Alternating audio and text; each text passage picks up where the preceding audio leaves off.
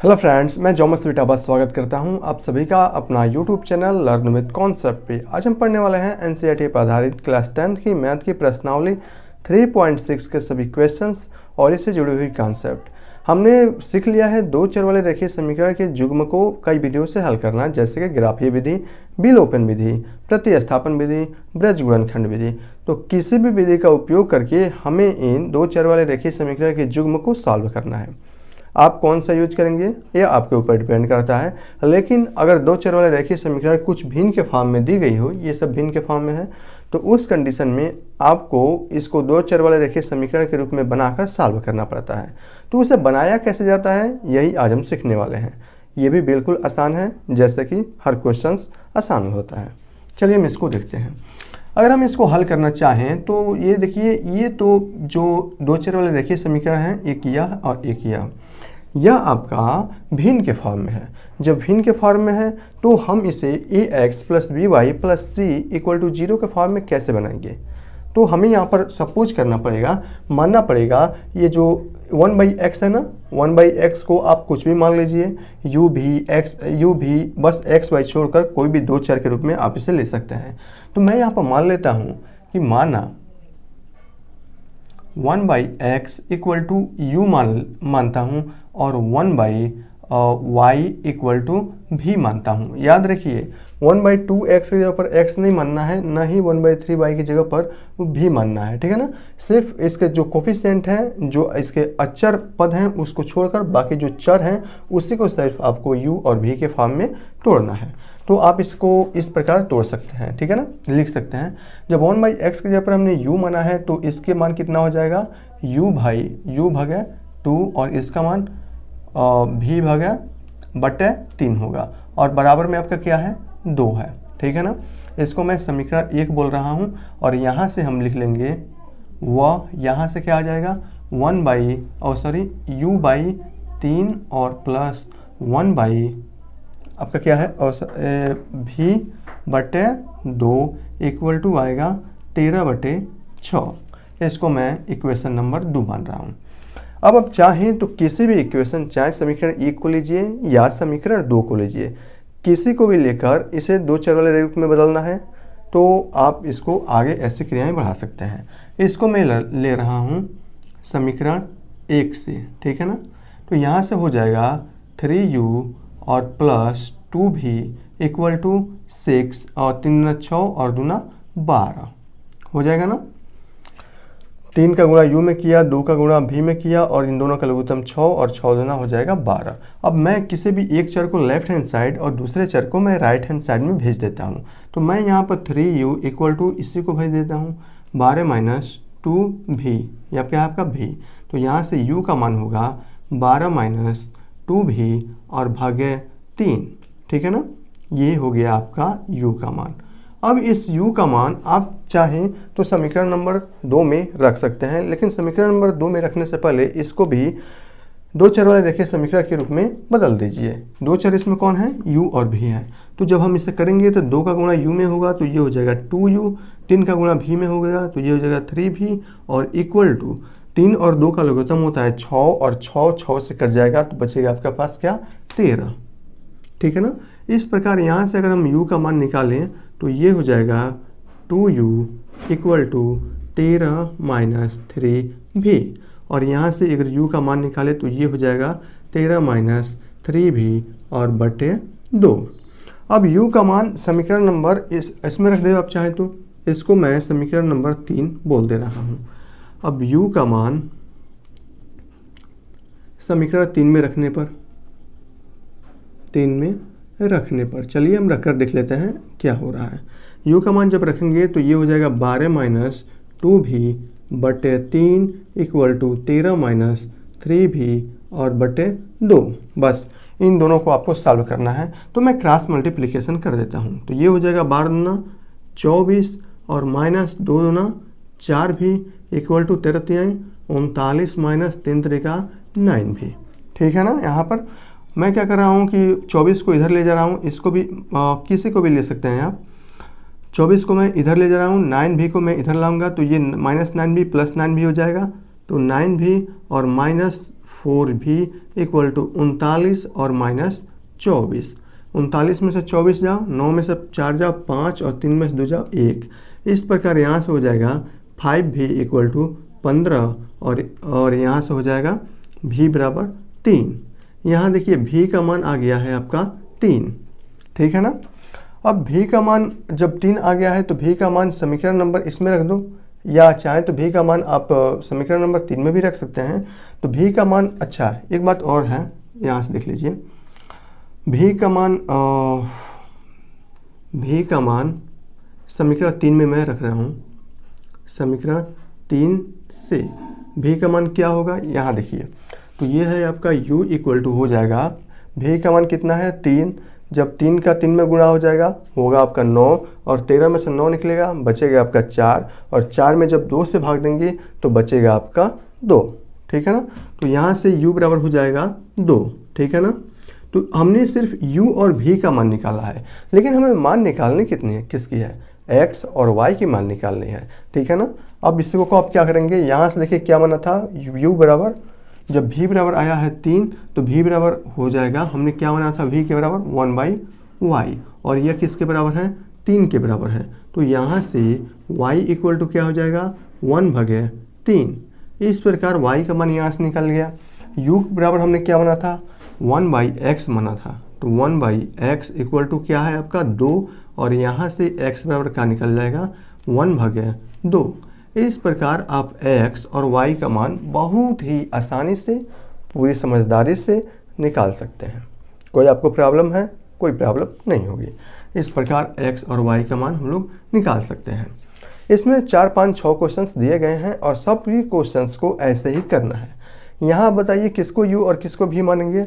हम यहाँ पर मानेंगे 1/√x को u तथा 1/√y को v मान लीजिए। और जब ये मानेंगे तो यहाँ से समीकरण बनेगा क्या आपका, 2/u और प्लस 3/v इक्वल टू 2, ठीक है ना। और यहाँ से क्या बनेगा, यहाँ से जो बनेगा वो होगा आपका 4/u और माइनस 9/v इक्वल टू -1। इन दोनों को दो चर वाले रेखीय समीकरण के रूप में पहले कीजिए, सॉल्व कीजिए। तो इसको जब हम करेंगे तो ये हो जाएगा आपका 2v प्लस 3u और इक्वल टू 2uv, ठीक है ना। ओह सॉरी, हमने कुछ गड़बड़ किया ना, ओह सॉरी हमने कुछ यहाँ पर गड़बड़ कर दिया। देखिए 1/√x को हमने u माना है, तो u और v कहाँ ऊपर जाएंगे ना, तो हमने यहाँ पर गलती कर दिया है।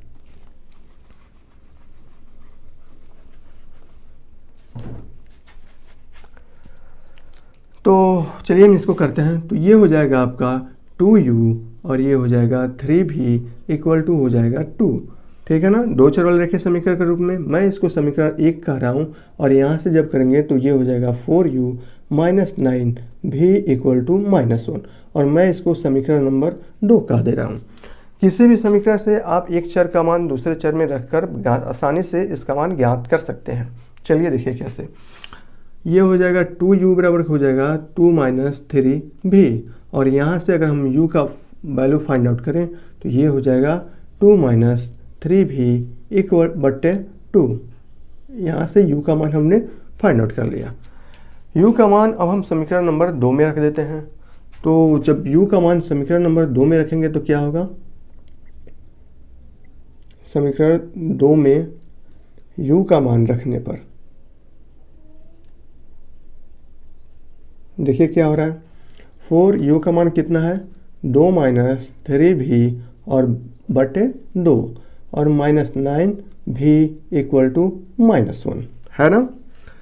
2 दूना 4, 2 बार में कट जाएगा और 2 का मैं अंदर गुणा करा दूंगा तो 2 दूना 4 और माइनस 3 दूना 6v और माइनस हो जाएगा 9v इक्वल टू -1, ठीक है ना। यहाँ से देखिए हो जाएगा 4 माइनस 9 6 15v इक्वल टू कितना आया -1। मैं 15v को उधर -1 को इधर ला रहा हूँ तो ये हो जाएगा 5 इक्वल टू हो जाएगा 15v और यहाँ से v का जो मान आएगा वो आएगा 3। और सॉरी 15 का कितना आएगा v का मान 1/1 और इसका मान हो जाएगा 1/3, ठीक है ना। अब इस v का मान चाहे तो आप इस समीकरण में रख सकते हैं। मैं इसको समीकरण नंबर 3 कह दे रहा हूँ। तो मैं यहाँ लिख देता हूँ कि v का मान समीकरण 3 में रखने पर, कितना आसान है यार, सब में ऐसा ही करना है। तो ये हो जाएगा u = 2 - 3, v का मान कितना है 1/3 है और पूरे के भागे कितना है 2 है। यहाँ देखिए 3 का गुणा 1/3 में होगा, कट के हो जाएगा आपका 1, तो ये हो जाएगा आपका 2 - 1/2 और यहाँ से u बराबर हो जाएगा आपका 1/2। आपने v का मान ज्ञात किया है और u का मान भी ज्ञात कर लिया है। हम यहाँ लिखेंगे, इसमें भी लिख लेंगे और इसमें भी लिखेंगे। चूँकि v बराबर कितना माना है 1/रूट में y और इसका मान कितना आया है 1/3, तो यहाँ से रूट y = हो जाएगा 3 या सिर्फ y = आप लिखना चाहें तो ये हो जाएगा 3 के भागा 1/2, ठीक है ना। ओह सॉरी, ये ऐसे नहीं होगा और यहाँ से लिखना चाहें तो ये हो जाएगा y = 9, ठीक है ना। यहाँ से देखिए चूँकि u = हमने माना है 1/√x और इसका मान आया है 1/2, तो यहाँ से हो जाएगा √x = 2। दोनों पक्षों का जब आप वर्ग करेंगे तो ये हो जाएगा वर्ग और ये हो जाएगा वर्ग, तो ये हो जाएगा आपका x = 4। यानी कि हमने y का भी मान और x का भी मान बहुत आसानी से फाइंड आउट कर लिया। और तो चलिए फ्रेंड चलता है क्वेश्चन नंबर 5 और क्वेश्चन नंबर 8 पर। और एक और कोई क्वेश्चंस होगा जो मैं बता दूंगा, क्योंकि सभी के सभी क्वेश्चंस अगर मैं बता देता हूं तो आप क्या करेंगे, आलसी हो जाएंगे ना। तो इसलिए मैं इसमें से एक और क्वेश्चंस कोई बताने वाला हूं, ठीक है ना। हमें इसको सॉल्व करना है, तो इसको दो चर वाले रेखीय समीकरण के रूप में कैसे बदलेंगे, पुराने वाली जो विधि है उसी से करेंगे। लेकिन यहाँ पर देखिए हर में इसके 2 आ गए हैं, x चर भी आया है, y चर भी आया है। तो क्यों ना सबसे पहले इस सिंप्लीफिकेशन को अलग अलग हम लोग तोड़ देते हैं। तो अलग अलग कैसे तोड़ पाएंगे हम लोग, यहाँ देखिए इसको क्या हम लिख सकते हैं कि 7x और भागे xy और -2y भागे xy = कितना है 5 है, ठीक है ना। अच्छा इसको अगर हम लिखना चाहें तो इसको कैसे लिख सकते हैं 8x भागे xy प्लस 7y भागे xy = 15 लिख सकते हैं कि नहीं, आराम से लिख सकते हैं, कोई मसला नहीं है, ठीक है ना। ये आप लोगों ने पढ़ा है कैसे किया जाता है। देखिए दोनों का हर क्या है कांस्टेंट है, तो अंश को जोड़ दिया जाता है, तो यही आएगा, ठीक है ना। अच्छा सबसे पहले अब यहाँ देखिए x ऊपर है कट जाएगा, y ऊपर है कट जाएगा। इस कंडीशन में y है कट जाएगा, x है कट जाएगा, तो आएगा हमारे पास क्या, हमारे पास आएगा 7 भागे और यहाँ से y और -2 भागे x = आ जाएगा 5 और यहाँ से क्या आएगा 8 भागे y प्लस 7 भागे x = 15, ठीक है ना। अब देखिए फिर पुराने वाले फार्म में हो गया। अब आपको 1/x बराबर u ले लीजिए, 1/y बराबर v ले लीजिए, ठीक है ना। माना यहाँ पर 1/y = v मान लीजिए और या u ही मान लीजिए। इसमें आपको क्या करना है, u भी कुछ भी मान सकते हैं और ठीक है ना, u व 1/x = हम यहाँ पर v मान ले रहे हैं, ठीक है ना, ये आपका v है। उस कंडीशन में यहाँ से क्या हो जाएगा, तो यहाँ से हो जाएगा 7u और -2v = हो जाएगा 5 और यहाँ से क्या होगा, इसको मैं समीकरण नंबर 1 कर दे रहा हूँ और इसकी जगह पर हो जाएगा 8u प्लस 7v = हो जाएगा 15। इसको मैं समीकरण नंबर 2 दे रहा हूँ।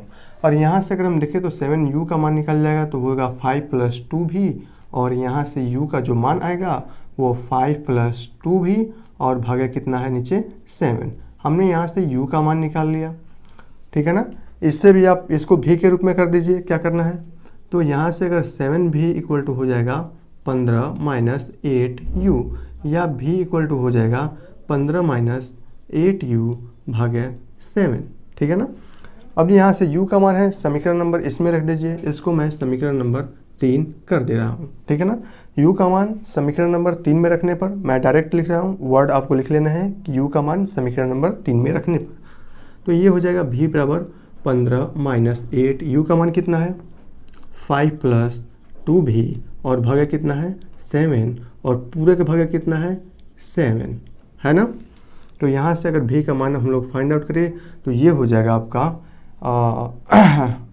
7 का मल्टीप्लिकेशन अगर 15 में करें तो 15 सतह हो जाएगा 105 माइनस 8 बचे 40 माइनस 8 गुना 16 भी और भागे कितना का आएगा 7 सतह 49, ठीक है ना। 49 का गुणा जब हम इसमें करेंगे तो ये हो जाएगा आपका 49 भी, ठीक है ना। अब आपके पास इसको क्या कर दीजिए यू का भी का मान आप यहाँ से फाइंड आउट कर सकते हैं। 16 को अगर मैं इधर लाऊं तो हो जाएगा 49 और 16 यानी कि 50, 60 और 65 भी बराबर हो जाएगा 105 में से 40 जाए बचेगा आपका 65 और यहाँ से भी बराबर आ जाएगा 1, ठीक है ना। भी बराबर आपका आ गया 1 और भी बराबर हमने माने का था यहाँ पर भी बराबर हमने माना था, चूँकि भी बराबर हमने क्या माना था 1/x और इसका मान आया है 1 तो यहाँ से हो जाएगा x का मान 1।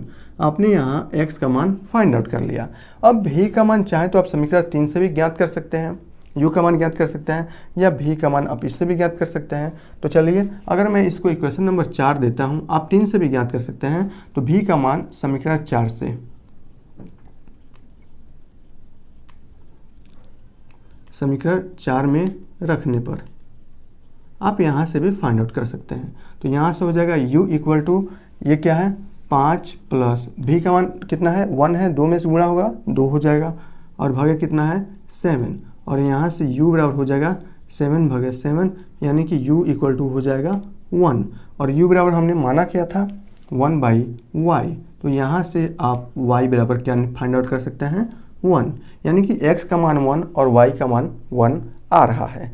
तो इसे आप ऐसे बहुत ही आसानी से सॉल्व कर सकते हैं, कोई इसमें बड़ी बात नहीं है, क्योंकि आप अगर समझ गए हैं तो आप इसे बहुत ही इजी वे से कर सकते हैं। मुझे लगता है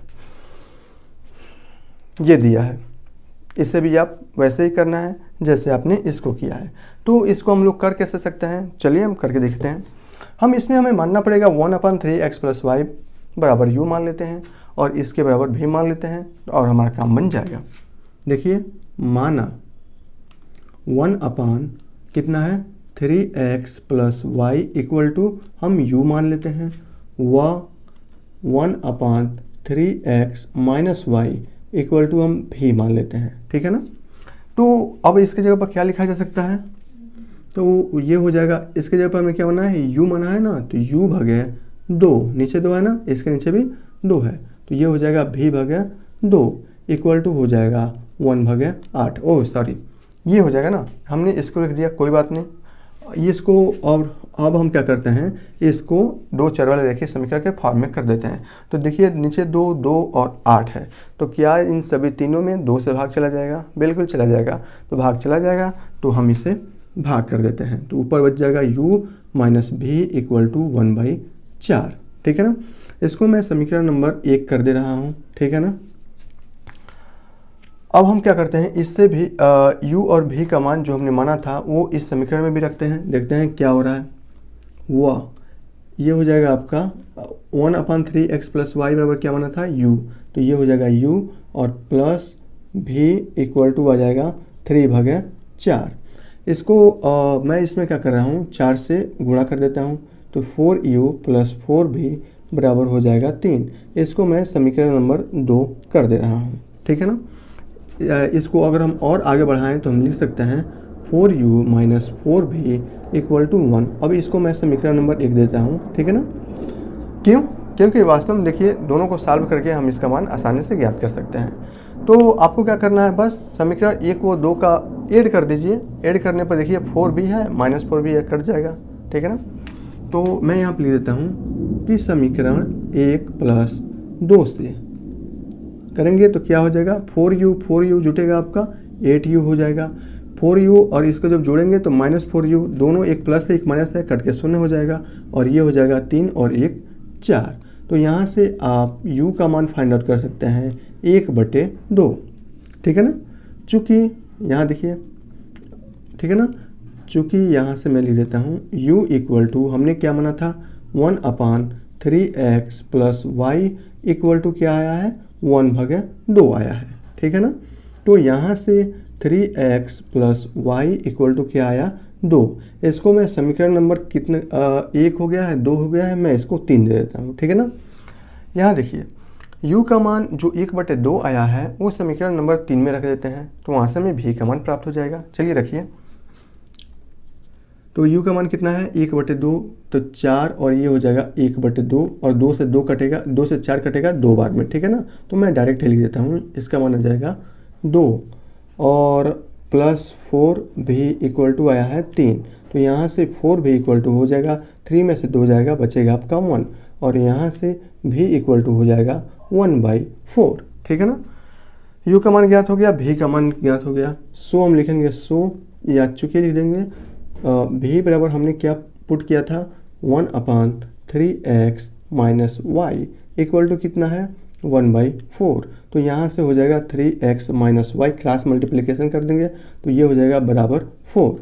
मैं इसको समीकरण नंबर 4 दे रहा हूँ, ठीक है ना।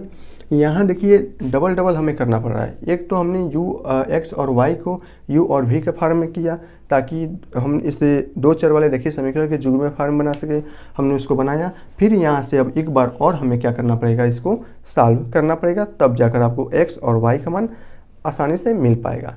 तो हम इसे कैसे करेंगे, देखिए यहाँ पर 3x है, 3x है, प्लस y है, प्लस y है, 4 है, 4 है, यानी कि यहाँ देखिए -y प्लस y, तो समीकरण 3 और 4 को हम लोग जोड़ देते हैं। तो मैं इसे यहाँ जोड़ रहा हूँ ताकि यहाँ पर खाली है ना जगह, चलिए हम इसको यहाँ जोड़ देते हैं, ठीक है ना। तो समीकरण क्या है 3 और 4 को ऐड कर रहे हैं। ऐड करने पर हमें क्या मिलेगा, यहाँ देखिए 3x कितना हो जाएगा 6x -y और प्लस y कट के हो जाएगा 0 और 4 और 2 हो जाएगा 6 और यहाँ से हमें x बराबर मिल जाएगा 1। आपको भी ऐसे करना है, अब संक्षिप्त में नहीं करना है क्योंकि आप क्लास 10th में हैं, तो कम से कम इतना तो आप कर सकते हैं कि अपने माइंड में सोचकर इसको सॉल्व कर सकते हैं, ठीक है ना। x का मान आ गया 1। अब x का मान चाहे आप 3 में रखिए चाहे आप 4 में रखिए, चलिए हम 3 ही में रख देते हैं। x का मान समीकरण 3 में रखने पर चलिए रख देते हैं, तो क्या आया x का मान 1 आया है, 3 से गुणा होगा हो जाएगा 1 प्लस y इक्वल टू हो जाएगा 2, तो यहाँ से 3 प्लस y इक्वल टू हो जाएगा 2 और यहाँ से y बराबर हो जाएगा 2 - 3 बराबर -1, तो y बराबर क्या आया -1 आया, ठीक है ना। तो इस प्रकार x और y का मान, ये डबल स्टैंडर्ड आपका इक्वेशन था, ठीक है ना, 2 बार हमें इसको सॉल्व करना पड़ा।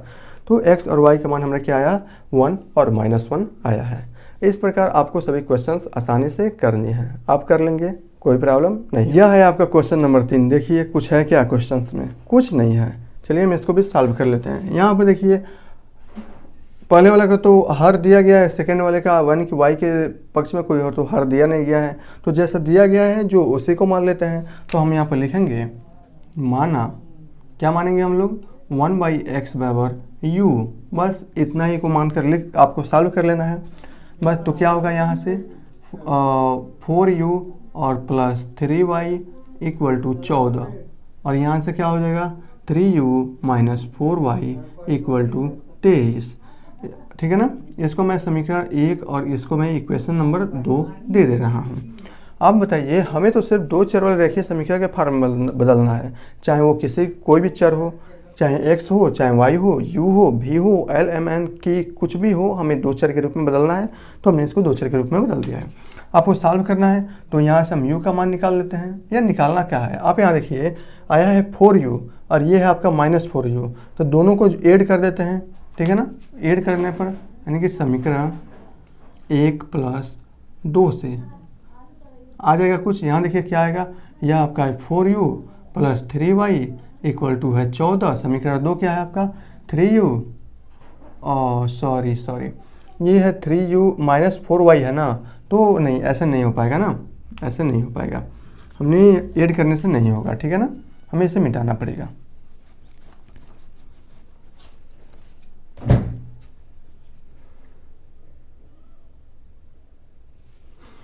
तो हमें इसे कैसे सॉल्व करना है, तो यहाँ से हम किसी भी एक चर का मान निकाल लेते हैं। तो यहाँ से मैं 3u से मान निकाल लेता हूँ, 3y इक्वल टू हो जाएगा 14 - 4u और यहाँ से y का जो मान आएगा वो होगा 14 - 4u और भाग्य 3, बिल्कुल कोई प्रॉब्लम नहीं होनी चाहिए, ठीक है ना।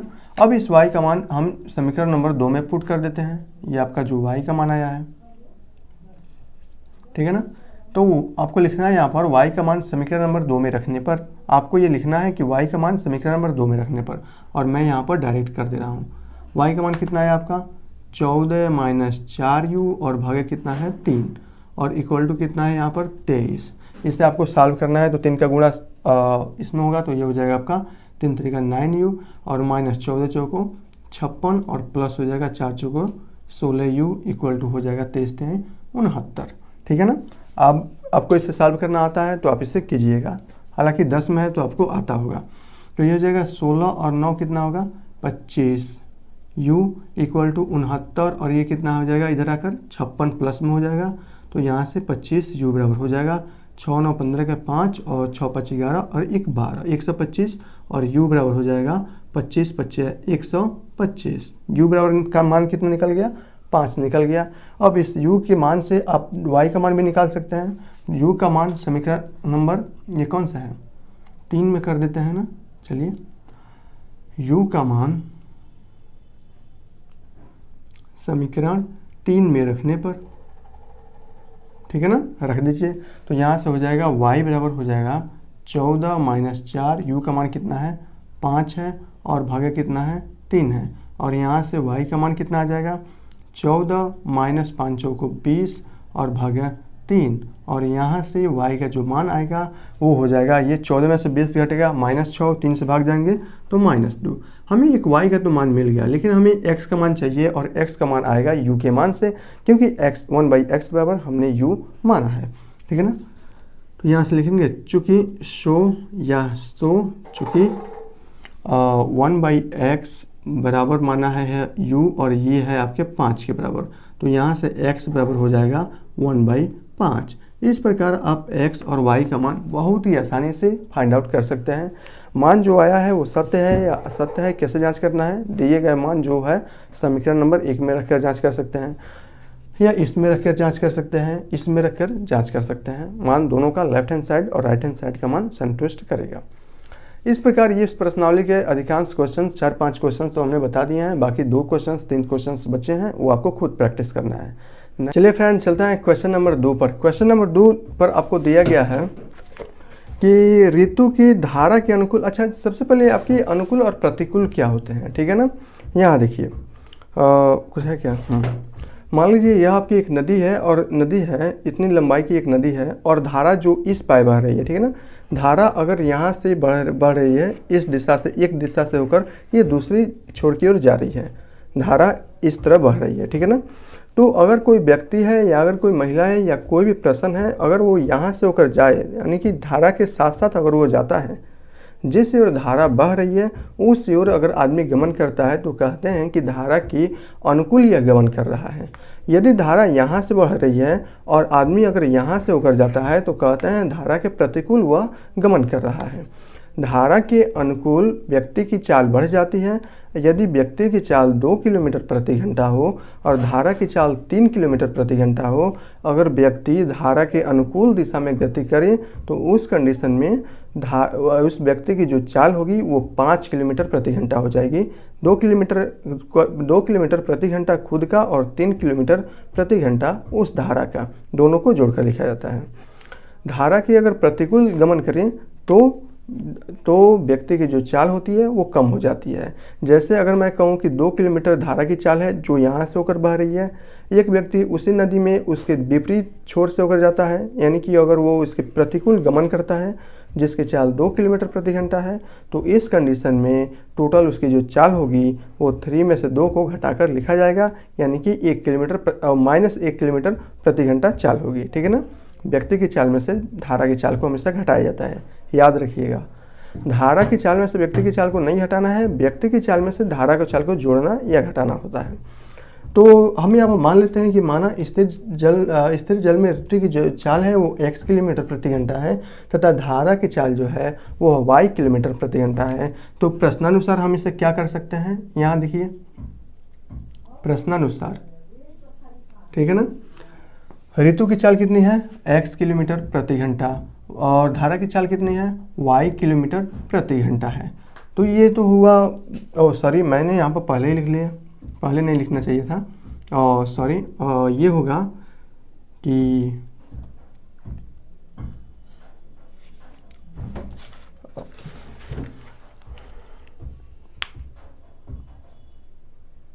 तो चलिए हम इसको करते हैं। क्वेश्चन नंबर दूसरा का पहला में कहा है ऋतु धारा के अनुकूल 2 घंटे में 20 किलोमीटर तैरती है। और यहाँ देखिए घंटा दिया है और यहाँ पर क्या दिया 20 किलोमीटर तैरती है, यानी कि उसकी डिस्टेंस दी गई है, दूरी दी गई है कि हाँ 20 किलोमीटर को तैरने में इसे 2 घंटे लगते हैं। तो क्या घंटे इसमें समय भी दिया गया है और दूरी भी दिया गया है, तो आप इससे चाल फाइंड आउट कर सकते हैं कि उसकी चाल कितनी होगी, ठीक है ना। दूसरी देखिए धारा के प्रतिकूल 2 घंटे में 4 किलोमीटर तैरती है। धारा के प्रतिकूल कम हो गया ना, जहाँ यह धारा के विपरीत दिशा, धारा की दिशा में यह 20 किलोमीटर की दूरी मात्र 2 घंटे में तय कर रही थी और धारा के प्रतिकूल यह 2 घंटे में सिर्फ 4 किलोमीटर की दूरी तय कर रही है। उसके स्थित जल में तैरने की चाल और धारा की चाल हमें ज्ञात करना है, ठीक है ना। तो हम यहाँ पर मान लेते हैं कि धारा के अनुकूल तैरने की जो चाल है, धारा के अनुकूल तैरने की जो चाल है उसकी जो चाल है वो कितनी होगी, चाल मतलब उसके ऋतु की चाल और इसमें धारा की चाल भी जुड़ जाएगी। और चाल बराबर क्या होता है दूरी भागे समय। दूरी कितना है, यह धारा के जब अनुकूल तैर रही है तो दूरी है आपका 20 घंटे में 20 किलोमीटर की दूरी 2 घंटे में तय कर रही है। तो ये चाल बराबर आपको मालूम होगा कि ये चाल बराबर होता है दूरी और भागे समय होता है, ठीक है ना। तो यहाँ देखिए दूरी कितने किलोमीटर तय रही है 20 किलोमीटर, कितना समय लगा है 2 घंटे लगा है। तो चाहे तो आप इससे काट भी सकते हैं कि 2 दहा के 10 बार में कट जाएगा, तो यहाँ से x plus Y equal to आ जाएगा 10 और मैं इसको समीकरण नंबर 1 दे रहा हूँ। वह धारा के प्रतिकूल अगर तैरने की चाल देखा जाए, प्रतिकूल तैरने की चाल, धारा के प्रतिकूल तैरने की चाल यानी कि ऋतु की चाल में से हम धारा की चाल को घटाएंगे, घट जाएगा चाल उसके कम हो जाएगा। तो ऋतु की चाल है x, धारा की चाल है y। हमने इसमें से जब घटाएंगे तो यहाँ देखिए कितना किलोमीटर, कितना की दूरी कितना किलोमीटर में तय किया है, तो यह किया है आपका 4 किलोमीटर की दूरी 2 घंटे में तय किया है।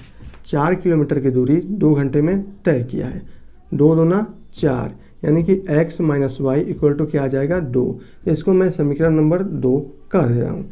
समीकरण 1 और 2 को जोड़कर आप x ऋतु की चाल भी फाइंड आउट कर सकते हैं, धारा की चाल भी फाइंड आउट कर सकते हैं। तो मैं यहाँ पर समीकरण 1 प्लस 2 कर रहा हूँ, ठीक है ना, 2 से।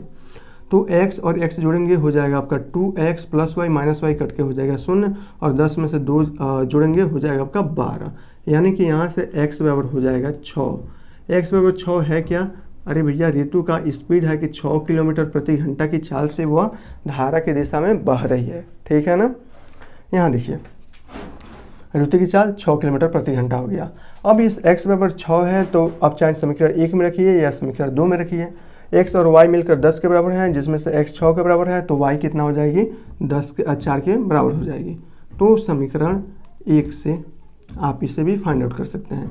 तो y बराबर कितना हो जाएगी 4 किलोमीटर हो जाएगी, ठीक है ना, किलोमीटर प्रति हावर्स।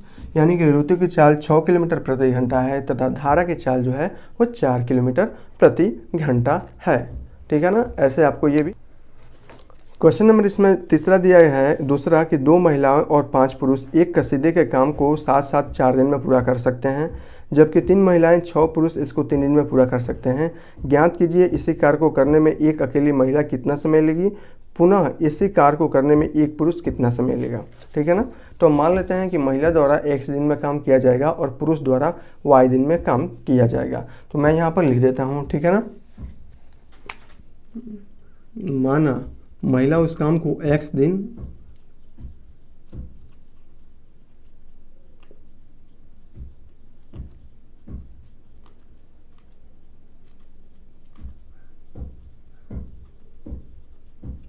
पुरुष उस काम को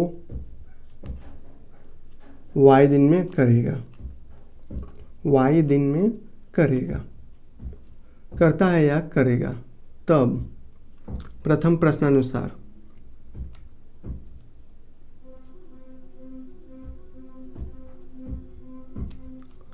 देखिए यहाँ पर प्रथम प्रश्नानुसार। अब जैसे जैसे हम आपको बता रहे हैं आपको अच्छे से समझना है, ठीक है ना। महिला उस कार्य को पूरे x दिन में करेगी। अगर महिला किसी काम को 10 दिन में करती है, समझने के लिए मैं बता रहा हूँ, महिला किसी काम को अगर 10 दिन में करती है तो महिला का एक दिन का काम कितना होगा, 1/10 के बराबर हो जाएगा। महिला किसी काम को 10 दिन में करती है तो 5 दिन का काम कितना हो जाएगा, 5/10 हो जाएगा। 6 का दिन का काम 6/10 हो जाएगा। 9 दिन का काम 9/10 हो जाएगा। 10 दिन का काम 10/10 हो जाएगा, ठीक है ना। ऐसे ये होता है। तो ये हम देखिए क्या क्या है, 2 महिलाएं वो 5 पुरुष एक कसीदे को 4 दिन में पूरा करती हैं। तो 2 महिला उस काम को महिलाएं x दिन में करती है, तो 2 महिलाओं द्वारा उस काम को कितने दिन में किया जाएगा, 2/x दिन में किया जाएगा, ठीक है ना। महिलाओं के द्वारा काम को पूरा किया जाता है x दिन में। एक दिन का किया गया काम 1/x होगा। 2 महिलाओं के द्वारा किया गया काम, एक दिन का काम 2/x हो जाएगा। 5 महिलाओं के द्वारा एक दिन में किया गया काम 5/x हो जाएगा, ठीक है ना। ओके। और कहा है इसमें कि 5 पुरुष तथा 5 पुरुष, एक पुरुष का मतलब पुरुष उस काम को y दिन में करते हैं। तो एक दिन में एक पुरुष द्वारा किया गया काम 1/y, एक पुरुष द्वारा 5 दिन में किया गया काम 5/y, ठीक है ना। इस प्रकार कितने पुरुष हैं, 5 पुरुष हैं। तो 5 पुरुष द्वारा एक दिन में किया गया काम कितना होगा, 5/y। दोनों को जोड़ देंगे तो उस काम को कितने दिन में फाइनल कर रहे हैं, 4 दिन में फाइनल कर रहे हैं। तो 4 दिन में इसको फाइनल कर रहे हैं, ठीक है ना। तो यह 1/4 हो जाएगा। यहाँ आपको समझ में आया, कोई प्रॉब्लम है तो आप इसे बताइए। इसको मैं समीकरण नंबर 1 दे रहा हूँ। इसको आपको क्या करना है, फिर आपको सॉल्व करना है, u और v के फॉर्म में इसे भी तोड़ना है। लेकिन मैं इसका द्वितीय प्रश्नानुसार भी मैं इसको लिख देता हूँ। इसमें आगे और भी डाटा दिया गया है, उस डाटा के हिसाब से हमें इसे सॉल्व करना है। देखिए क्या कहा है इसमें, 3 महिलाएं और 6 पुरुष, 3 महिलाओं द्वारा उसको कितने दिन में किया जाएगा, 3/x, और 6 पुरुष द्वारा उसको 6/y, ठीक है ना। इसको 3 दिन में पूरा करते हैं, यानी कि 1/3। इसको मैं समीकरण नंबर 1 नहीं कर रहा हूँ, ठीक है ना। अभी मैं इसको नहीं कर रहा हूँ।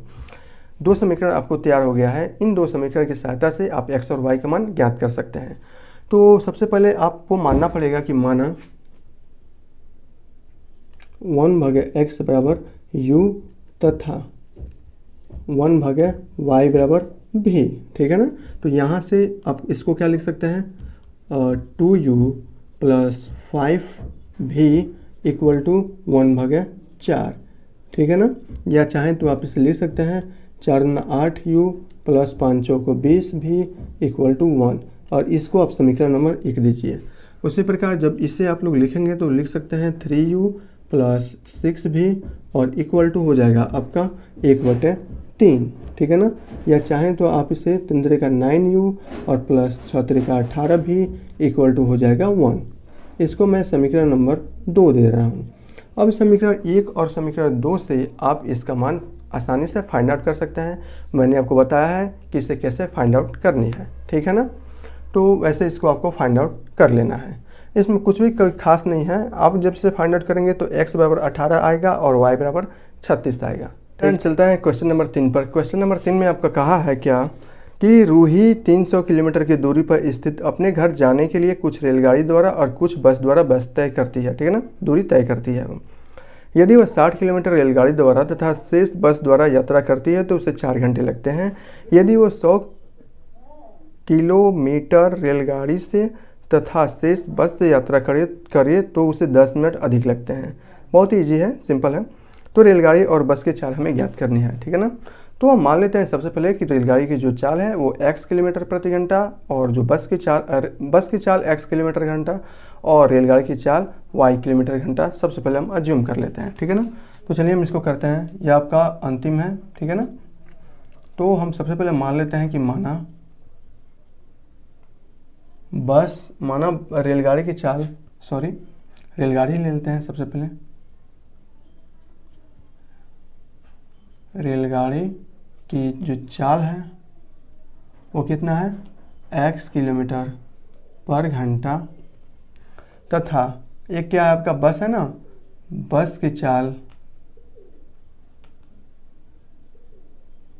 कितने मान लें हम, y मान लें तो y किलोमीटर प्रति घंटा, ठीक है ना। अब प्रथम प्रश्नानुसार सिर्फ प्रश्नानुसार लिखिए। यहाँ देखिए क्या कर रहे हैं, आपको बस इतना मालूम होना चाहिए कि चाल बराबर होता क्या है, तो वो होता है दूरी बटा समय।